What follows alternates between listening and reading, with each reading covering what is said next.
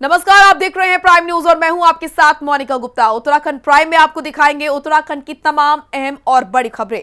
उत्तराखंड के सीएम त्रिवेंद्र सिंह रावत ने गांधी शताब्दी अस्पताल में नवीन आईसीयू का लोकार्पण किया। इस दौरान सीएम रावत ने बड़ी घोषणाएं की। उन्होंने कहा कि कोरोना काल में अग्रिम मोर्चे पर रहकर ड्यूटी कर रहे स्वास्थ्य कर्मियों की सेवा का सम्मान होगा। ऐसे में सभी कर्मचारियों को सरकार 11,11 हजार रुपए की प्रोत्साहन राशि देने के साथ ही उन्हें प्रशस्ति पत्र देकर सम्मान करेगी। इस दौरान सीएम रावत ने 71 एम्बुलेंस को हरी झंडी दिखाई, जो आपातकालीन सेवा 108 के बेड़े में शामिल हुई हैं। तो ये तस्वीरें देहरादून से, जहां पर सीएम त्रिवेंद्र सिंह रावत का गांधी शताब्दी अस्पताल में दौरा रहा और सीएम ने नवीन आईसीयू का लोकार्पण किया। इस दौरान स्वास्थ्य कर्मियों को सम्मानित सरकार अब करेगी और उनके सम्मान में उन्हें 11,11 हजार रुपए दिए जाएंगे। साथ ही साथ उन्हें पत्र भी दिया जाएगा। मुख्यमंत्री त्रिवेंद्र सिंह रावत गांधी शताब्दी नेत्र चिकित्सालय पहुंचे। नवीन आईसीयू का उन्होंने लोकार्पण किया। 71 एम्बुलेंस को दिखाई हरी झंडी। आपको बता दें कि 108 के बेड़े में ये एम्बुलेंस शामिल हुई है। जनता को अब बेहतर स्वास्थ्य सेवाएं मिल पाएंगी इसके जरिए। तो ये तस्वीर उस दौरान की जब सीएम त्रिवेंद्र सिंह रावत देहरादून पहुंचे। सीएम रावत ने गांधी शताब्दी अस्पताल में दौरा किया। सीएम ने नवीन आईसीयू का लोकार्पण किया और स्वास्थ्य कर्मियों को इस दौरान उन्होंने सम्मान भी किया। उन्होंने कहा कि वो तमाम स्वास्थ्य कर्मी और उनके काम को सराहा जाएगा। जब कोरोना काल में तमाम लोग अपने घरों में थे, तब इन लोगों ने कोरोना वॉरियर्स के तौर पर काम किया, अपनी जान की परवाह किए बिना। इसीलिए ये लोग सम्मान के हकदार हैं और इन्हें सम्मानित किया जाएगा।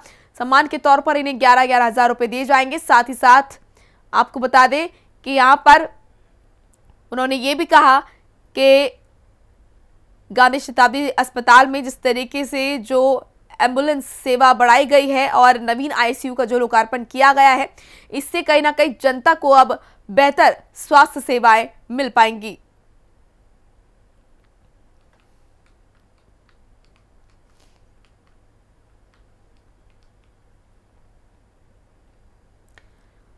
तो देहरादून से ये तस्वीरें आपके सामने, जहां पर सीएम त्रिवेंद्र सिंह रावत पहुंचे गांधी शताब्दी अस्पताल के दौरे पर और उन्होंने इस दौरान नवीन आईसीयू का लोकार्पण किया और स्वास्थ्य कर्मियों के लिए बड़ी घोषणा भी की। उन्होंने कहा कि तमाम स्वास्थ्य कर्मियों को सम्मानित किया जाएगा।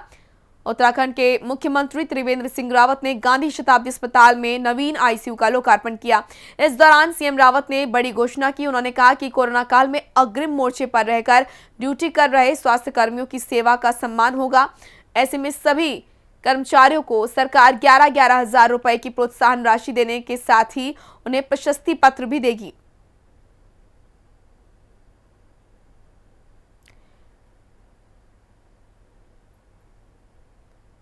जितेंद्र पेटवाल हमारे सहयोगी जुड़ चुके हैं। जितेंद्र, यहाँ पर सीएम त्रिवेंद्र सिंह रावत पहुंचे और उन्होंने सम्मानित करने के लिए कहा है कि स्वास्थ्य कर्मियों को सम्मानित किया जाएगा। वो अस्पताल पहुंचे, गांधी शताब्दी अस्पताल। उन्होंने यहाँ पर लोकार्पण किया तमाम सेवाओं का। क्या कुछ पूरा शेड्यूल रहा है इस दौरान? जी देखिए, मुख्यमंत्री सुबह 10 बजे आज महात्मा गांधी शताब्दी नेत्र चिकित्सालय देहरादून में आयोजित एक कार्यक्रम में पहुंचे, जहां आपातकालीन चिकित्सा सेवा 108 के बेड़े में मुख्यमंत्री द्वारा 132 नई एम्बुलेंस को हरी झंडी दिखाकर शामिल किया गया। साथ ही गांधी शताब्दी अस्पताल में 10 बेड की आईसीयू यूनिट का भी उन्होंने लोकार्पण किया और इस मौके पर त्रिवेंद्र सिंह रावत ने स्वास्थ्य विभाग से जुड़े सभी कोरोना वॉरियर्स को प्रमाण पत्र और 11,11 हजार रुपए की धनराशि से भी सम्मानित किया है। मुख्यमंत्री ने कहा कि राज्य सरकार स्वास्थ्य सेवाओं को लगातार सुदृढ़ बनाने के लिए कृत संकल्प है और इसी सिलसिले में आज आपातकालीन सेवा 108 को प्रभावी बनाया जा रहा है। उन्होंने इसके साथ यह भी कहा कि इस आपातकालीन सेवा में 132 नए एम्बुलेंस के सम्मिलित होने से मरीजों को स्वास्थ्य का त्वरित लाभ मिलेगा। खासकर पहाड़ी क्षेत्रों में यह सेवा मरीजों के लिए जीवनदायिनी साबित होगी और पर्वतीय इलाकों में एम्बुलेंस से मरीज को लाने में जो दिक्कतें होती थी, इसे ध्यान में रखते हुए जो नई 132 एम्बुलेंसें हैं, उनमें से जो 96 एडवांस तकनीकी की एम्बुलेंस हैं और जो 36 हैं उनमें बेसिक लाइफ सपोर्ट सिस्टम उनमें युक्त है। तो मुख्यमंत्री ने जो कोरोना काल में चिकित्सा सेवा में जबरदस्त सुधार किया गया, उन्होंने यह भी कहा कि 10 माह पूर्व जहां राज्य में कुल 216 आईसीयू बेड हुआ, 116 वेंटिलेटर थे, वह बढ़कर 863 आईसीयू बेड और 695 वेंटिलेटर्स हो गए हैं। तो कुल मिला के कहा जाए कि स्वास्थ्य की सेवा में एक अच्छा कदम उत्तराखंड सरकार ने उठाया है और इसकी सराहना तो की ही जानी चाहिए। जितेंद्र, इस दौरान सीएम त्रिवेंद्र सिंह रावत ने बड़ी घोषणा भी की। वो तमाम स्वास्थ्य कर्मी जिन्होंने कोरोना काल के दौरान अपनी जान की परवाह किए बिना काम किया है, तो उनके सम्मान में कहीं ना कहीं यहाँ पर जिस तरीके से जो राशि का ऐलान किया गया है कि उन्हें राशि दी जाएगी और पत्र भी उन्हें बांटे जाएंगे, तो ये भी काफी सराहनीय कदम है। जी, बहुत बड़ी सम्मान की बात होती है अगर किसी के द्वारा कोई सराहनीय कार्य किया जाए और सरकारें उसको संज्ञान में लेके और ज्यादा प्रोत्साहित करें तो बड़ी अच्छी बात होती है। और आगे से जो वॉरियर्स हैं, तमाम जो भी कार्मिक होते हैं अपने अपने विभागों में, उनको और आगे और अच्छा करने के लिए प्रोत्साहित होता है सम्मान राशि। और उसी क्रम में आज मुख्यमंत्री ने जो कोरोना वॉरियर्स थे, जो प्रथम पंक्ति में खड़े थे कोरोना काल के दौरान, उनको 11-11 हजार रुपए देने की घोषणा की है, प्रमाण पत्र भी उनको दिया है। तो ये अच्छी पहल है सरकार की कुल मिलाकर जी, ऐसे कर्मियों को सम्मानित किया जाए जिन्होंने अपनी जान को जोखिम में डालकर कठिन परिस्थितियों में अपना योगदान दिया है। जी बिल्कुल, शुक्रिया आपका जितेंद्र तमाम महत्वपूर्ण जानकारी के लिए। तो वहीं योग गुरु बाबा रामदेव ने केंद्र सरकार के जरिए पेश किए बजट की सराहना की। योग गुरु बाबा रामदेव ने कहा कि केंद्रीय बजट प्रधानमंत्री नरेंद्र मोदी के आत्मनिर्भर भारत के सपनों को साकार करता है। ये बजट प्रगतिशील है और समावेशी है। गांव और किसान के हित में बजट को बताते हुए रामदेव ने कहा कि इस बजट से किसानों की आर्थिक स्थिति मजबूत होगी। वहीं कांग्रेस नेता महेश प्रताप राणा ने इस बजट को निराधार बताया और कहा कि कोरोना के बाद देश टूट चुका है, देश को मजबूत करने वाला बजट देना चाहिए था। मूलभूत चीजों को महंगा कर रक्षा बजट न देकर देश के साथ धोखा दिया, साथ ही किसानों को भी छला गया है। सरकार के खर्चे पहले ही बढ़ गए, आमदनी कम हो रही थी, टैक्स का कलेक्शन भी कम हो रहा था, उसके बावजूद भी सरकार ने टैक्स नहीं बढ़ाए। मुझे तो लगता है यह भी एक राहत है और ज़रूर मध्यम वर्ग के लिए भी भविष्य में सरकार कुछ ना कुछ ज़रूर ऐसा करेगी जिससे कि उनको भी राहत मिले, क्योंकि वो भी देश में बहुत बड़ा कंट्रीब्यूशन देते हैं इस देश की इकोनॉमी, जीडीपी और तमाम तरह से इस देश की प्रगति को पंख लगाने के लिए। बाबा जी, आज टिकैत की तरफ से बयान आया कि किसान सभी संगठन मिलकर बातचीत करने के लिए तैयार है, गतिरोध खत्म होना चाहिए। क्या मानते हैं आप, क्या होना चाहिए? सरकार और किसानों के बीच का गतिरोध यह देश के लिए शोभनीय नहीं है और ये खत्म होना चाहिए। अन्नदाता यदि सड़कों पर है और किसान भी जो अच्छी नीयत के साथ काम, सरकार भी जो अच्छी नीयत के साथ काम कर रही है, तो अब मुझे लगता है ये गतिरोध खत्म होगा। बस इसमें एक ही बात लगती है कि इसमें राजनीतिक हस्तक्षेप जितना जल्दी हो बंद हो जाना चाहिए। मैं समझता हूँ कि इस समय देश के सामने जो चुनौतियाँ हैं, आज कोविड के कारण पिछले इस लगभग 1 वर्ष के कार्यकाल में जो जिस तरह का एक संघर्ष लोगों ने किया, जिस तरह से लोगों की अर्निंग कम हुई थी, तो उसमें एक संतुलन बनाने का प्रयास सरकार ने किया है। और विशेष रूप से जो हमारा सबसे बड़ा प्रोडक्टिव सेक्टर है किसान के लिए बहुत बड़ा पैकेज इस सरकार ने इस बजट के अंदर उसका प्रावधान किया है। हमारे जो एग्रीकल्चर के रिलेटेड जितनी योजनाएं हैं उनका भी इसके अंदर बजट का प्रावधान किया गया है। इरिगेशन की दृष्टि से, सिंचाई की दृष्टि से बहुत बड़ा काम इस बजट के अंदर सरकार ने किया है और भारत के मूलभूत ढांचे को और प्रभावी करने का, जीडीपी बढ़ाने का काम ये बजट करेगा, ऐसा मुझे लगता है। सच्चाई तो ये है कि इतनी बड़ी महामारी से जूझने के बाद अर्थव्यवस्था और देश जिस कगार पे है, आम जनता जिस कगार पे खड़ी हुई है, उसके लिए बहुत ही अच्छे बजट की आवश्यकता थी। परंतु पहले की तरह ही इस बार भी सरकार से बहुत ही निराशा हुई है। इसमें किसी भी वर्ग को, आम वर्ग को तो खुश करने के लिए कुछ है ही नहीं। सिर्फ वही अपने पूंजीपति जो इनके दोस्त हैं उनको खुश करने के लिए है। आयकर जो मध्यम वर्गीय जो चाह रहे थे कि आयकर रिटर्न के उसमें स्लैब में कुछ बदलाव हो, उसमें कोई बदलाव नहीं हुआ है। खाने के तेल महंगा हुआ है, सोना चांदी सस्ता हुआ है, उससे गरीब को क्या फ़ायदा हो रहा है। ऑडिट लिमिट 5 करोड़ से बढ़ा के 10 करोड़ कर दिया, फिर अपने व्यापारी दोस्तों को खुश करने के लिए किया गया है। तो वहीं हरिद्वार की शिवालिक नगर पालिका स्थित पार्क को लीज पर देने के खिलाफ स्थानीय लोग सड़क पर उतर आए हैं। कांग्रेस के पूर्व प्रदेश सचिव महेश प्रताप राणा के नेतृत्व में सैकड़ों स्थानीय लोगों ने पार्क के बाहर धरना दिया और पार्क को लीज पर दिए जाने के लिए स्थानीय चेयरमैन और बीजेपी विधायक को जिम्मेदार ठहराया। इस दौरान महेश प्रताप राणा ने कहा कि पैसों की खातिर बीजेपी सरकार के चेयरमैन, विधायक और मंत्री शिवालिक नगर के पार्कों को लीज पर देकर जनता के साथ धोखा कर रहे हैं।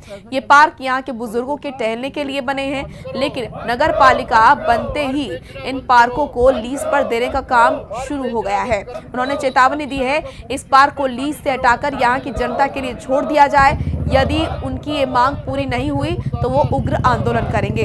तस्वीरें आप देख सकते हैं किस तरीके से यहाँ पर हरिद्वार में पार्क को लीज पर देने के खिलाफ लोगों का धरना यहाँ पर हो रहा है। कांग्रेस नेता के नेतृत्व में यहाँ पर लोग धरना प्रदर्शन कर रहे हैं।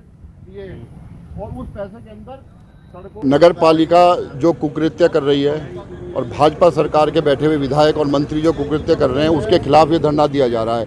ये जो सामने आप पार्क देख रहे हैं, ये पार्क नज़र आ रहा है शिवालिक नगर के अंदर। ये पार्क इसलिए दिए गए थे कि यहाँ पे बुजुर्ग आदमी रहते हैं। जब मकान अलर्ट हुए तो बुजुर्गों का सबसे बड़ा साधन यही था कि सड़कों पर ना घूमकर या बड़े स्टेडियम में ना जाकर अपने पार्कों में घूम लें।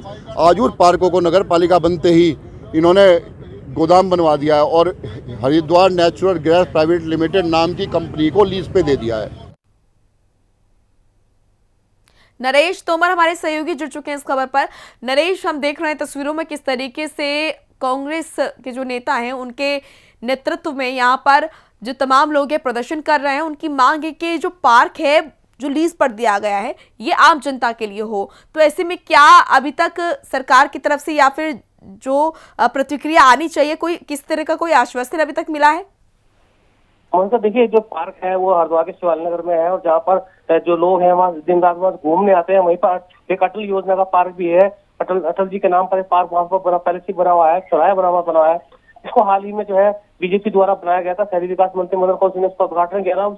उससे लगा हुआ एक जो है पार्क है, इसको लेकर इस सारे लोगों ने प्रदर्शन किया। मौके पर तुरंत जो है कांग्रेस कार्यकर्ता ने भी इसको बढ़ाते हुए जोरदार प्रदर्शन साथ में किया है। उनका साफ तौर पर यही कहना है कि इस पार्क पर किसी भी तरह का गैस का प्लांट वहां पर लगाने की कवायद जो है की जा रही है। जो पार्क को लीज पर दिया गया है उसकी उन्होंने विरोध किया। साफ तौर पर कहा कि किसी भी सूरत हालत में इस पार्क को लीज पर नहीं दिया जाएगा और जन आंदोलन इसमें किया जाएगा, लोगों को साथ में किया जाएगा। वहीं स्थानीय निवासियों का साफ तौर पर यह कहना था कि यह पार्क जो है लोग घूमने के लिए और बैठने के लिए है, इस पर किसी तरह का भी लीज पर दिया जाना नीतिगत गलत है। जी मोनिका, क्या नरेश इसके लिए किस तरह की कोई प्रतिक्रिया आई, क्योंकि यहाँ पर प्रदर्शन जिस तरीके से किया जा रहा है, क्या इसको लेकर किसी तरह का कोई आश्वासन मिला है?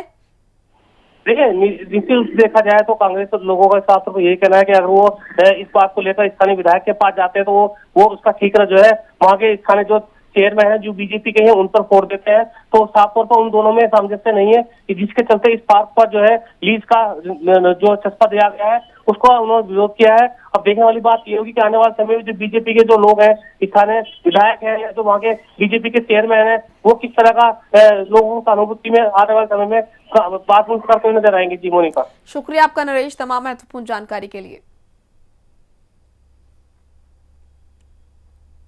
तो वहीं प्रधानमंत्री नरेंद्र मोदी के जरिए 1971 के भारत पाक युद्ध की 50वीं वर्षगांठ पर दिल्ली से देश की चारों दिशाओं में 4 स्वर्णिम विजय मशाल रवाना की गई, जिसके तहत आज स्वर्णिम विजय मशाल रुड़की छावनी BEG सेंटर हेडक्वार्टर पहुंची, जहां स्वर्णिम विजय मशाल का सैन्य अफसरों और जवानों ने बड़ी गर्मजोशी के साथ स्वागत किया। तस्वीरें आपको दिखा रहे हैं उस वक्त की। यहाँ पर सैन्य सम्मान के साथ इसे रिसीव कर आर्मी कैंट परिसर के अंदर लाया गया और सलामी देकर क्वार्टर गार्ड में बनाए स्पेशल पोडियम पर रख दिया गया। दरअसल 16 दिसंबर को दिल्ली स्थित नेशनल वॉर मेमोरियल में शहीदों को श्रद्धांजलि देने के बाद पीएम नरेंद्र मोदी ने स्वर्णिम विजय मशाल को रवाना किया था।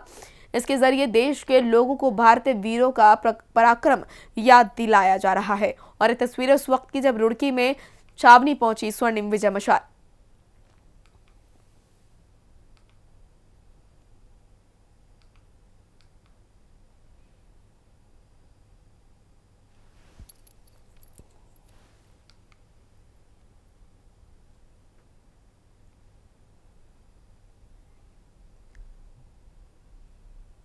तो भारत पाक युद्ध की 85वीं वर्षगांठ। अरशद हुसैन हमारे सहयोगी जुड़ चुके हैं इस खबर पर। अरशद, तस्वीरों में हम देख रहे हैं अफसरों ने मशाल को सम्मान के साथ रिसीव किया, क्योंकि यहाँ पर वो मशाल आई है जिससे जवानों की ने जो शहादत दी उसको हमेशा याद किया जाएगा। हाँ बिल्कुल, अगर बात की जाए रुड़की बीजी में इस बार 85वीं वर्षगांठ ये मनाई जा रही है। 1972 में जो भारत पाकिस्तान पीस युद्ध हुआ था उसको लेकर अब अलग अलग आर्मी कैंपों को भी इससे मशाल को भेजा गया है और कहीं ना कहीं सैनिकों को एक तरह से जागरूक करने की बात की जा रही है। आपको एक बात और बता दूं कि लगातार एक हफ्ता तक ये कार्यक्रम अलग अलग चरणों में चल रहा है, तो कहीं ना कहीं पीजी की बड़ी पहल यहाँ से शुरू की गई है और जवानों को इससे काफी उत्साह भी मिलेगा। बिल्कुल, शुक्रिया आपका अरशद तमाम महत्वपूर्ण जानकारी के लिए।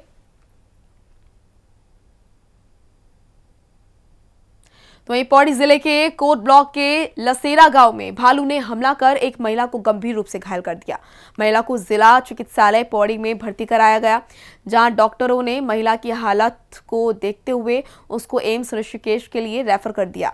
आपको बता दें कि पौड़ी गढ़वाल मंडल का मुख्यालय भी है और अभी 1 महीने पहले ही पौड़ी के जिला अस्पताल को उत्तराखंड सरकार ने पीपीपी मोड पर दे दिया था। सरकार का ये बयान था कि पीपीपी मोड पर जाने के बाद अस्पताल में स्वास्थ्य सुविधाएं और इलाज बेहतर हो सकेगा, लेकिन व्यवस्थाएं जस की तस बनी हुई हैं। तो भालू ने महिला पर जानलेवा हमला किया। महिला को ऋषिकेश एम्स रेफर किया गया है, जहां उसकी हालत नाजुक बनी हुई है।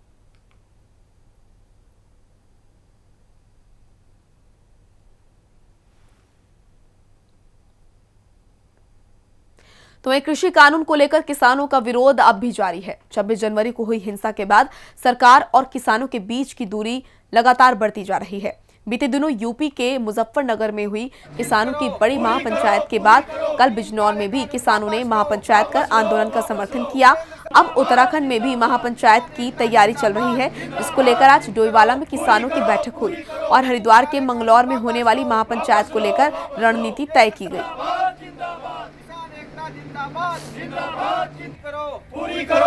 जो पंचायतें हैं मंगलौर में कल खाप पंचायत होगी और महासम्मेलन होने जा रहा है, उसका हम समर्थन करते हैं और अब भारी संख्या में डोईवाला से भी किसान निकल के जाएंगे अपने भावनों से, और यही हमने बैठक करके आह्वान किया लोगों से कि भारी संख्या में कल मंगलौर में जो पंचायत है जी उनका समर्थन करते हैं और जो 3 काले कानून है उसको वापस लेने की मांग करते हैं और सरकार जो जुल्म किसानों पर ढा रही है उसका हम पुरजोर विरोध करते हैं। इसमें जो 3 काले कानूनों के विरोध में जगह जगह किसान धरना प्रदर्शन कर रहे हैं शांतमयी तरीके से, उसी के एक उपलक्ष्य में कह लो या उसी को मद्देनजर रखते हुए कल जो उत्तराखंड के मंगलौर में महापंचायत माननीय राकेश टिकैत जी के द्वारा रखी गई है, हम सब किसान डोईवाला में मीटिंग करके कल उस महापंचायत को यहाँ से सफल बनाने के लिए यहाँ से एक बहुत बड़ा काफिला डोईवाला के किसानों का उस महापंचायत में हिस्सा लेने के लिए कल वहाँ जाएगा, ये तय किया गया है।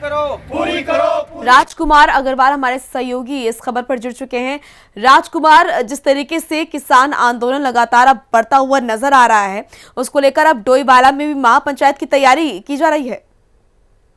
बिल्कुल, देखिए मोनिका, जिस तरह से हमने देखा था कि दिल्ली आंदोलन को लेकर उत्तर प्रदेश में महापंचायत हुई जगह जगह, उसके बाद अब उत्तराखंड के किसान भी लगातार बैठक कर रहे हैं। कल इसी कड़ी में एक महापंचायत होने वाली है किसानों की, क्योंकि जो 3 कानून बनाए हैं भारत सरकार ने उसको वापस लेने की मांग लगातार किसानों की आगे बढ़ती जा रही है। हमने देखा कि लंबे समय से आंदोलन चल रहा है, कई दौर की वार्ता हो चुकी है, लेकिन निष्कर्ष नहीं निकला। बावजूद इसके किसान अड़ा हुआ इस बात को लेकर है कि हम उनकी जो डिमांड है वो पूरी होनी चाहिए। हालांकि सरकार की तरफ से ऑफर दिया जाता है किसानों को कि बात करेंगे, अपना सुझाव दीजिए, लेकिन किसान किसी भी बात को मानने को तैयार नहीं है। एक सूत्रीय मांग उनकी है कि जो 3 किसान बिल लेकर आई है सरकार उसको वापस ले। तो इसी कड़ी में अब उत्तराखंड में भी एक महापंचायत होने जा रही है, रुड़की में होनी है जो कल, उसको लेकर डोईवाला में बैठक की गई है, रणनीति बनाई गई है कि बड़ी संख्या में किसान जो है रुड़की जाएंगे और वहां महापंचायत में शिरकत करेंगे और जो किसान नेता है राकेश टिकैत उनके समर्थन में एक महापंचायत हो रही है और उसमें बढ़ चढ़ के किसान भाग लेंगे। जी चलिए, शुक्रिया आपका राजकुमार तमाम महत्वपूर्ण जानकारी के लिए। तो अब डोईवाला में भी महापंचायत की तैयारियां की जा रही है। तो तो वहीं उत्तराखंड में पहाड़ से लेकर मैदान तक ठंड से कांप रहे हैं लोग।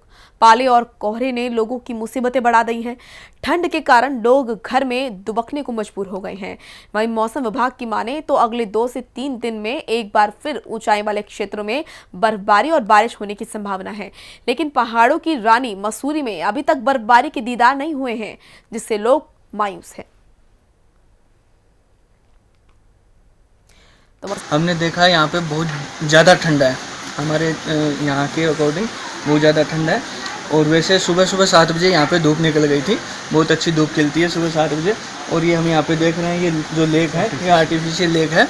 यहाँ पे ये जो देखो आप देखिए यहाँ पे कितनी बर्फ़ जमी हुई है, बहुत भयंकर। लेकिन मज़ा आ गया यहाँ घूमने का, बहुत अच्छी है। पूरा पहाड़ों में घूमते हुए बहुत आनंद लेते हुए हम यहाँ पे आए हैं। इस समय काफ़ी ठंडा महसूस हो रहा है, क्योंकि लखनऊ में इस समय टेम्परेचर थोड़ा सा बेटर था इससे। यहाँ पे जैसा कि आप देख रहे हैं कि लेक में बर्फ़ जमी हुई है, तो मुझे तो ये लगता है कि माइनस में टेम्परेचर होगा इस टाइम का। तो और रात में मुझे लगता है और ज़्यादा ठंड हो जाती है। वो रात में काफ़ी बर्फ़ पड़ी है, मैंने सुना यहाँ पे।